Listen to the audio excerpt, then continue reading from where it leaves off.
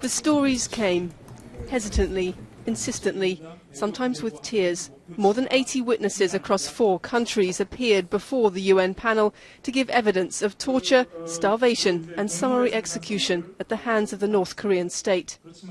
During the early hearings in Seoul, the chief investigator described his feelings to the BBC.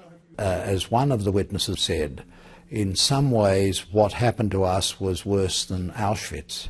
It was as if they were preparing for our inevitable death in the camp. And we learned from the Second World War that there must be no more Auschwitzes. There must be no more places of that kind. And if the international community is true to the great principles of the United Nations, they will take this seriously.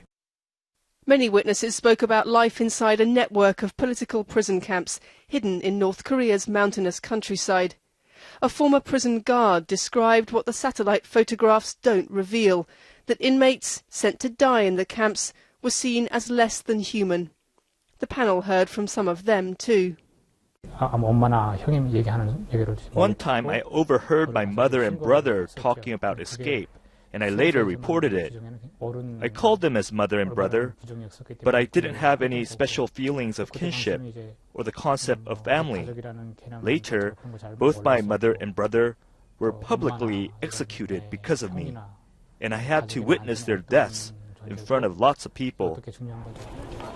North Korea denies allegations of abuse and the existence of political prison camps, but it did not allow the team into the country to verify them.